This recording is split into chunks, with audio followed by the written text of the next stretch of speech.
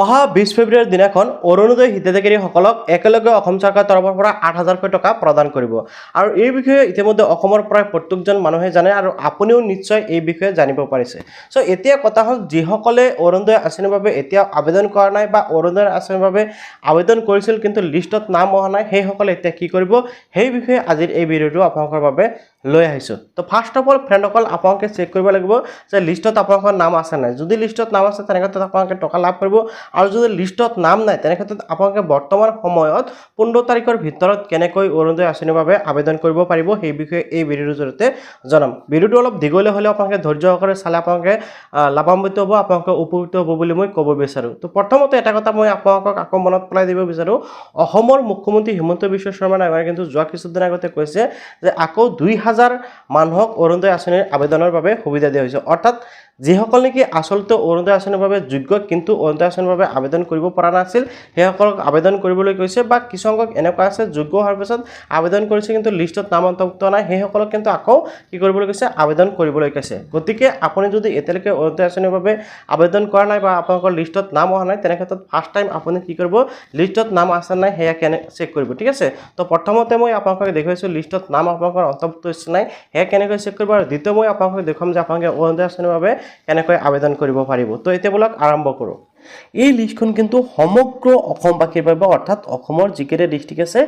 গোটেইকেইটা ডিষ্ট্ৰিক্টৰ মানুহে কিন্তু এই লিষ্টৰ পৰা নিজৰ নামটো চেক কৰিব পাৰিব। এইটো এটা বহুত দীঘলীয়া লিষ্ট আৰু এইটো এটা বহুত মানুহৰ নাম থকা আৰু প্ৰত্যেকটো ডিষ্ট্ৰিক্টৰ নাম কিন্তু এই লিষ্টখনত আছে। সো আপোনালোকে লিষ্টখন কেনেকৈ ডাউনলোডিং কৰিব পাৰিব সেয়া জনাম, লগতে লিষ্টখনত আপোনালোকৰ নাম আছে নাই কেনেকৈ চাব পাৰিব সেয়াও জনাম। গতিকে ভিডিঅ'টো আপোনালোকে সম্পূৰ্ণকৈ চাবলৈ পাহৰি নাযাব। তো এতিয়া চাওক আপোনালোকক এটা এটাকৈ বিষয়বস্তু মই আপোনালোকক ভালকৈ বুজাই দি আছোঁ, আপোনালোকে ধুনীয়াকৈ বুজি পাব। সব এনেকুৱা ইম্পৰ্টেণ্ট ভিডিঅ'সমূহ পাবলৈ কিন্তু আপোনালোকে কি কৰিব চেনেলটো এতিয়াই ছাবস্ক্ৰাইব কৰি ৰাখিব, কিয়নো এনেকুৱা ইম্পৰ্টেণ্ট ভিডিঅ'সমূহ মই এই চেনেলটোৰ জৰিয়তে লৈ আহি থাকোঁ আৰু ভিডিঅ' যদি ফেচবুক চাইছে পেজটো ফ'ল' কৰিবলৈ পাহৰি নাযাব। তো এতিয়া চাওক মই মূল বিষয়বস্তুখিনি এতিয়া আপোনালোকক ভালকৈ বুজাই দিবলৈ চেষ্টা কৰিম, লগতে আপোনালোকে এইখন লিষ্ট কেনেকৈ ডাউনলোডিং কৰিব পাৰিব সেয়াও মই জনাম। তো লিষ্টখন ডাউনলোডিং কৰা অতি সহজ, আপোনালোকে মাত্ৰ 1 ক্লিকতে ডাউনলোডিং কৰিব পাৰিব। সেই পদ্ধতিটো মই শেষত জনাই আছোঁ। তো তাৰ আগতে এই লিষ্টত আপোনালোকে কি কি বিষয়বস্তু লাভ কৰিব বা কি কি বিষয় ইয়াতে উল্লেখ কৰা আছে সেই ডিটেইলছখিনি মই এবাৰ আপোনালোকক জনাব বিচাৰোঁ। তো প্ৰথমতে আপোনালোকে যিসকল নেকি অৰুণোদয় আঁচনিৰ বাবে আবেদন কৰিছিল আপোনালোকৰ যিসকল নেকি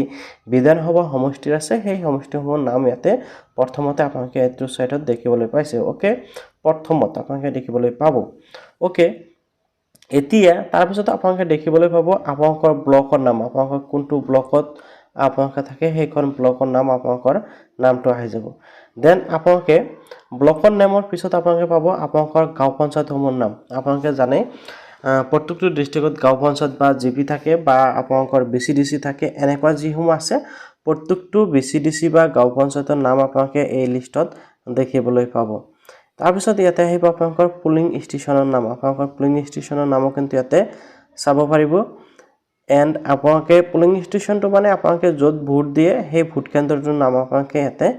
পাব। অ'কে, পুলিং ষ্টেচন নেমৰ পিছত আপোনালোকে ইয়াতে দেখিবলৈ পাব বেনিফিচিয়াৰী নেম, আপোনালোকে দেখিবলৈ আছে কিমান মানুহৰ নাম ইয়াতে আছে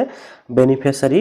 নেম, অৰ্থাৎ যিসকলে নেকি অৰুণোদয় আঁচনিৰ বাবে আবেদন কৰিছিল সেই সকলো মানুহৰ নাম কিন্তু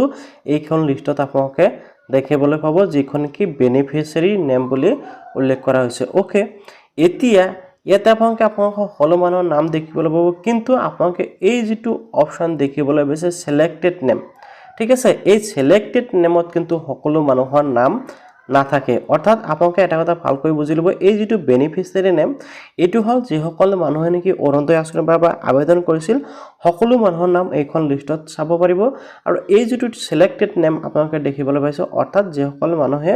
অৰুণোদয় আঁচনিৰ বাবে আবেদন কৰিছিল কিন্তু সিলেক্ট হৈ গৈছে সেইসকলৰ নাম এইখন লিষ্টত আহিব, অৰ্থাৎ সিলেক্টেড লিষ্টত আহিব। যদি আপোনাৰ নাম সিলেক্টেড লিষ্টত আহিছে তেনেক্ষেত্ৰত আপোনালোকে অৰুণোদয় আঁচনিটো লাভ কৰিব, অন্যথা কিন্তু আপোনালোকে অৰুণোদয় আঁচনিটো লাভ নকৰে। আপোনালোকে লিষ্টখন ডাউনলোডিং কৰিব বিচাৰে তেনেক্ষেত্ৰত লিষ্টখন আপোনালোকে কেনেকৈ ডাউনলোডিং কৰিব পাৰিব, ডাউনলোড হৈ আহি একদম শেষৰ ফালে দেখিবলৈ পাব ইয়াতে এটা অপশ্যন আপোনালোকে দেখিবলৈ পাইছে ডাউনলোড অৰুণোদয় 3.0 নিউ লিষ্ট 2026, আপোনালোকে দেখিবলৈ পাইছে ক্লিক হেয়াৰ অৰুণোদয় 3.0 আপোনালোকে দেখিবলৈ পাইছে। আপোনালোকে কিন্তু এই লিংকৰ ওপৰত কি কৰিব লাগিব ক্লিক কৰিব লাগিব ওকে এই লিংকৰ ওপৰত ক্লিক কৰাৰ লগে লগে আকৌ এনেকৈ শো কৰিব আপুনি জাস্ট ক্লিক কৰাৰ লগে লগে কিন্তু আপোনালোকৰ সন্মুখত লিষ্টটো লোডিং হৈ শো কৰিব আপোনালোকে দেখা পালে যে অৰুণোদয় আঁচনিৰ নতুন লিষ্টখন কেনেকৈ চেক কৰিব পাৰি এতিয়া চাওক বাই চান্স আপুনি অৰুণোদয় আঁচনিৰ বাবে আবেদন কৰিছে বাট এইখন লিষ্টত আপোনালোকৰ নাম এতিয়াও অন্তৰ্ভুক্ত হোৱা নাই তেনে ক্ষেত্ৰত আপুনি কনফাৰ্ম কৰাৰ বাবে আৰু এটা কাম কৰিব হেয়া হল আপুনি আপোনালোকৰ পঞ্চায়তত বা আপোনালোকৰ ব্লকত গৈ এবাৰ চেক কৰিব নতুন যিখন লিষ্ট আহিছে সেইখন লিষ্টত আপোনালোকৰ নাম আছে নাই অৰ্থাৎ যোনজন ব্যক্তিৰ বাবে আবেদন কৰিছিল সেইজন ব্যক্তিৰ নাম অন্তৰ্ভুক্ত হৈছে নে নাই কিয়নো বহুত সংখ্যক ব্লকৰ বা বহুত সংখ্যক পঞ্চায়তৰ নাম এতিয়ালৈকে এই লিষ্টখনত কি হোৱা নাই আপডেট হোৱা নাই কিছু ঠাইৰ আপডেট হোৱা নাই কিয়নো লাহে লাহে আপডেট হয় তো কনফাৰ্ম কৰি ল'ব এবাৰ এতিয়া ধৰি লওক বাই চান্স যদি আপোনাৰ নাম তথাপিও অন্তৰ্ভুক্ত হোৱা নাই অৰুণোদয় আঁচনিৰ লিষ্টত তেনে ক্ষেত্ৰত আপোনালোকে অৰুণোদয় আঁচনিৰ বাবে কেনেকৈ আবেদন কৰিব তো প্ৰথমতে আপোনালোকে ফৰ্মখন সংগ্ৰহ কৰিব লাগিব অৰ্থাৎ ফৰ্মখন আপোনালোকে ডাউনলোডিং কৰিব লাগিব আৰু ফৰ্মখন কেনেকৈ ডাউনলোডিং কৰিব এই ভিডিঅ'টোৰ শেষত মই দেখুৱাম গতিকে আপোনালোকে ভিডিঅ'টো সম্পূৰ্ণকৈ চাই থাকিব তাৰ আগতে মই আপোনালোকক দেখুৱাম যে আপোনালোকে কেনেকৈ অৰুণোদয় আঁচনিৰ ফৰ্মখন ফিল আপ কৰিব আপোনালোকে যাতে বুজি পায় তাৰ বাবে মই এনেকৈ ফৰ্মটো ফিল আপ কৰি ৰাখিছোঁ প্ৰথমতে চাওক এইখন বাকচত কিন্তু আপোনালোকে ফটো এক কপি লগাব লাগিব তাৰপিছত আপোনালোকে ষ্টেপ বাই ষ্টেপ ফৰ্মটো ফিল আপ কৰিব লাগিব তো প্ৰথমতে সোধাইছে are you an existing beneficiary under Orunodoi scheme যদি আপোনালোকে আগৰ পৰা অৰুণোদয় আঁচনি টকা লাভ কৰি আছিল তেনে ক্ষেত্ৰত আপোনালোকে এই যিটো বাকচ দেখিবলৈ আছে প্ৰথমটোত আপোনালোকে টিক কৰিব মই যিজন ব্যক্তিৰ বাবে মানে মই এইটো এটা ডেমো বনাইছোঁ ডেমো ফৰ্ম বনাইছোঁ আপোনালোকে কিছুমান ঠাইত ডেমো দেখিবলৈ পাব মই নিউ এপ্লাই কৰি আছোঁ যাৰ বাবে মই নো অপশ্যনত ক্লিক কৰি দিছোঁ আপোনালোকে যদি আগৰ পৰা পাই আছে তেনে ক্ষেত্ৰত জাস্ট ইউজ কৰিব বাকি ডিটেইলছসমূহ কিন্তু আপোনালোকে সেম টু সেম একে ধৰণে দিব লাগিব জাস্ট প্ৰথম যেটো option are you an existing beneficiary আপোনালোকে জাস্ট এই অপশ্যনটো দুই ধৰণৰ হ'ব পাৰে ঠিক আছে বাকিসমূহ সেম প্ৰসেছতে হ'ব তাৰ পিছত ইয়াতে আহিছে ৰেশন কাৰ্ডৰ নাম্বাৰ আপোনালোকৰ ৰেশন কাৰ্ড নিশ্চয় আছে আৰু আপোনালোকে সকলোৱে জানে যে ৰেশন কাৰ্ড নথকা পৰিয়ালে কিন্তু এতিয়াৰ পৰা অৰুণোদয় আঁচনিৰ সুবিধা লাভ নকৰে গতিকে আপোনালোকৰ ৰেশন কাৰ্ড থকাটো বাধ্যতামূলক যদি আপোনালোকে অৰুণোদয় আঁচনিৰ বাবে আবেদন কৰিব বিচাৰে আৰু আপোনালোকে ইয়াতে কিন্তু ৰেশন কাৰ্ডৰ নাম্বাৰটো বহাব লাগিব তাৰপিছত ইয়াতে আছে ডিস্ট্ৰিক্ট আপোনালোকৰ যোনটো ডিস্ট্ৰিক্ট হয় আপোনালোকে ডিস্ট্ৰিক্টৰ নামটো বহাব এণ্ড ইয়াতে আছে আপোনালোকৰ এলএচি নেম আপোনালোকৰ বিধানসভা সমষ্টি নেম আহিছে আপোনালোকে এইটো দি দিব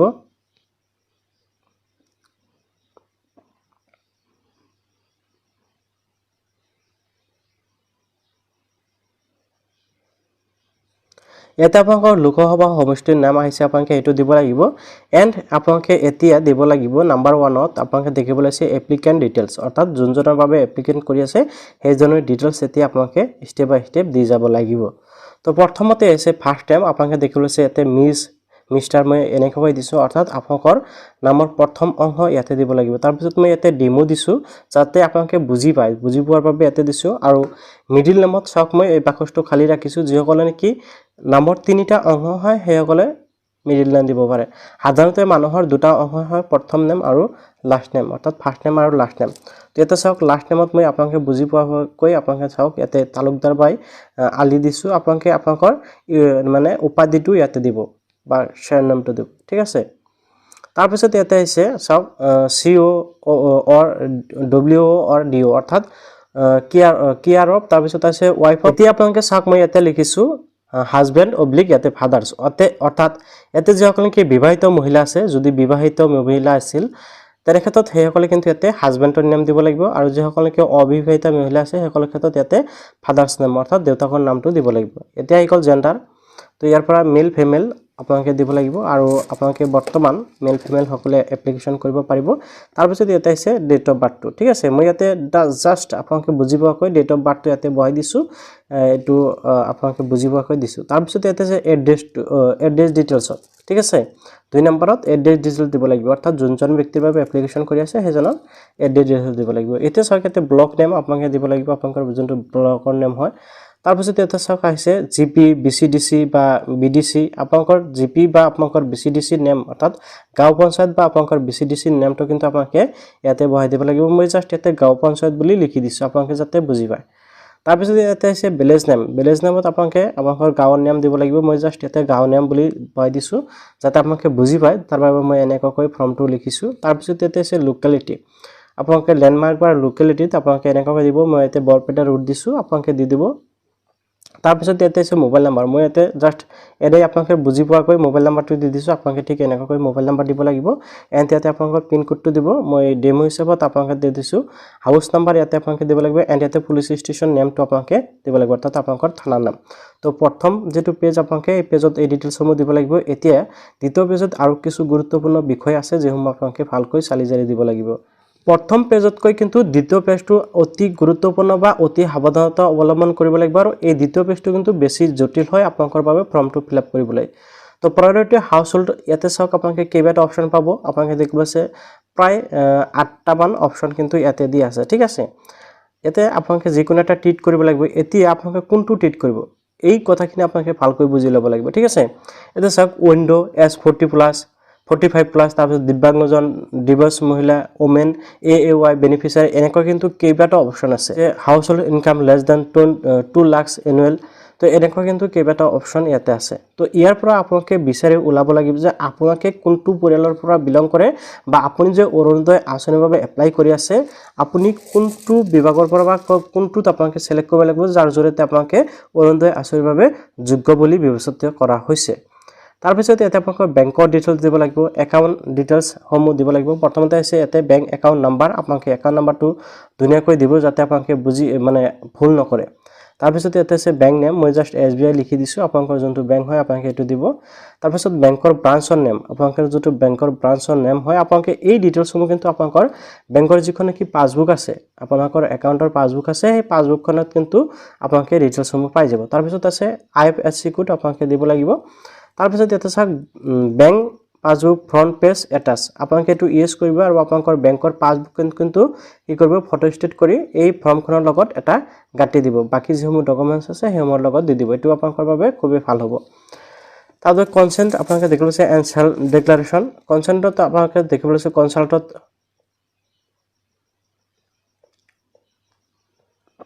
কনসেন্ট ফৰ আধাৰত আপোনালোকে দেখিবলৈ হৈছে তো ইয়াতে আপোনালোকে অলৰেডি এইখিনি লিখাই আছে আপুনি জাষ্ট মাই আধাৰ নাম্বাৰটো আপোনালোকে এই বাকচত আধাৰ নাম্বাৰটো দিব লাগিব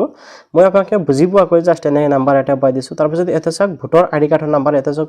কনসেন্ট আপোনালোকে ভোটৰ আইডি এণ্ড ৰেচন কাৰ্ড খুজিছে তো আপোনালোকে ইয়াতে ভোটৰ আইডিটোৰ নাম্বাৰটো দিব লাগিব অৰ্থাৎ মাই ইপিক নাম্বাৰ ইজ এই বাকচত আপোনালোকৰ ভোটৰ আইডি কাৰ্ডৰ নাম্বাৰটো দিব লাগিব তাৰপিছত ইয়াতে সেলফ ডিক্লাৰেশ্যন সেন্ড আপোনালোকে এটো ইউজ কৰিব আৰু এই তলত কিন্তু আপোনালোকে ইয়াতে আপোনালোকে সাইন এটা মাৰ দিব জাষ্ট মই আপোনালোকক বুজি পোৱাকৈ এনে দি থৈছোঁ সহি বুলি লিখি দিছোঁ আপোনালোকে ইয়াতে আপোনালোকৰ সহিটো কৰিব লাগিব ইয়াৰ লগতে আৰু এখন ফৰ্ম আপোনালোকে গাঁঠি দিব লাগিব এখন ফৰ্ম হল অৰুণোদয় 3 স্ব ঘোষণা ফৰ্ম এতিয়া আপোনালোকে যাতে বুজি পায় তাৰ বাবে মই এনেকৈ দিছোঁ তো এটো চাওক শ্ৰীমতী আছে ইয়াতে যিকোনো এটা টিক লগাব লগতে এই বাকচত আপোনালোকৰ নাম দিব লাগিব আপোনালোকে এখন ফৰ্ম যে মই লিখিছোঁ এই হিচাপত চালে আপোনালোকে বুজি পাব তাৰপিছত ইয়াতে কন্যা পত্নী এনেকৈ আহিছে মাৰফত তো ইয়াতে স্বামীৰ নাম বা দেউতাকৰ নাম আপোনালোকে এই বাকচটোত দিব আৰু আপোনালোকে যাতে বুজি পায় তাৰ বাবে মই কি কৰিম এই যিখন ফৰ্ম এইখন ফৰ্ম কিন্তু মোৰ টেলিগ্ৰাম প্লাস মোৰ হোৱাটছআপ চেনেলত দি ৰাখিম আপোনালোকে তাৰ পৰা এইখন ফৰ্ম ডাউনলোডিং কৰি চাব পাৰিব তাৰপিছত ইয়াতে চাওক আপোনালোকে ডেট অফ বাৰ্থটো দিব বা জন্ম তাৰিখটো দিব লাগিব তাৰপিছত গাঁৱৰ নাম আপোনালোকে দিব আৰু ইয়াতে ৰেচন কাৰ্ডৰ নাম্বাৰ এই বাকচত পাব এই ডিটেইলছসমূহ আপোনালোকে ভালকৈ বুজি পাব এই ফৰ্মখন যদি ডাউনলোডিং কৰি চায় তাৰপিছত ইয়াতে চাওক আপোনালোকে দেখিবলৈ পাইছে নাম আৰু ইয়াতে আপোনালোকে দেখিবলৈ পাইছে তাৰিখ আৰু ইয়াতে সহি আৰু স্থানৰ নামটো আপোনালোকে দিব লাগিব সহি মানে আপোনালোকে যাৰ বাবে আবেদন কৰিছে সেইজনে সহি কৰিব লাগিব অৰুণোদয় আঁচনিৰ ফৰ্মখন ডাউনলোডিং কৰাৰ বাবে ভিডিঅ'টোৰ ডেছক্ৰিপশ্যনত মই আপোনালোকক লিংক দি ৰাখিছোঁ সেই লিংকত যেতিয়া ক্লিক কৰিব আপোনালোকে এনেকৈ দেখিব পাব আপোনালোকে এই ৱেবছাইটত অহাৰ পিছত আপোনালোকে দেখিবলৈ পাব যে কোনসকলে অৰুণোদয় আঁচনিৰ বাবে আবেদন কৰিব পাৰিব লগতে আপোনালোকৰ কি কি ডকুমেণ্টছ লাগিব ইয়াতে উল্লেখ কৰা হৈছে আপোনালোকে স্ক্ৰল ডাউন কৰি আহিব এতিয়া জাষ্ট আপোনালোকে ফৰ্মটো ডাউনলোডিং কৰাৰ বাবে স্ক্ৰল ডাউন হৈ আহিব স্ক্ৰল ডাউন হৈ আহি আপোনালোকে এটা ৱেবছাইট দেখিব পাব ইয়াতে চাওক দেখিবলৈ আছে নাম্বাৰ 6ত ফৰ্ম ডাউনলোড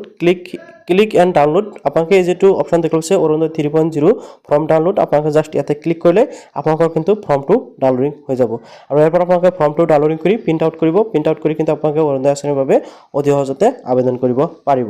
এতিয়া চাওক ফ্ৰেণ্ডসকল যদি আপোনালোকে অৰুণোদয় আঁচনিৰ বাবে আবেদন কৰিব বিচাৰে ফৰ্মখন কেনেকৈ ফিল আপ কৰিব হেয়া দেখালো এতিয়া আপোনালোকে যদি ফৰ্মখন ডাউনলোডিং কৰিব বিচাৰে এই ভিডিঅ'ৰ ডেছক্ৰিপশ্যনত কিন্তু মই লিংক দি ৰাখিছোঁ ফৰ্মৰ তাৰ পৰা আপোনালোকে ডাইৰেক্ট ফৰ্মটো ডাউনলোডিং কৰিব পাৰিব ওকে তো ফৰ্মটো ডাউনলোডিং কৰি আপোনালোকে প্ৰিন্ট আউট কৰিব ফিল আপ কৰি আপোনালোকে আপোনালোকৰ গাঁও পঞ্চায়তত গৈ আপোনালোকে ফৰ্মখন জমা দিব লাগিব আৰু কি কি নথিপত্ৰ লাগিব হেয়া মই ইতিমধ্যে ভিডিঅ'ৰ মাধ্যমত যদিও কৈছোঁ আৰু এবাৰ কৈ দিওঁ আপোনালোকৰ 1 নম্বৰত লাগিব ৰেচন কাৰ্ড 2 নম্বৰত আধাৰ কাৰ্ড 3 নম্বৰত ভোটাৰ আইডি আৰু 4 নম্বৰত থাকিব লাগিব আপোনাৰ বেংক পাছবুক এইকেইটা ডকুমেণ্টছ হ'লে আপুনি অৰুণোদয় আঁচনিৰ বাবে ইজিলি আবেদন কৰিব পাৰিব ভিডিঅ'টো ভাল পালে নিশ্চয় লাইক কৰিব আৰু ভিডিঅ'টো আগলৈ সকলোৱে বেছি বেছিকৈ শ্বেয়াৰ কৰি দিব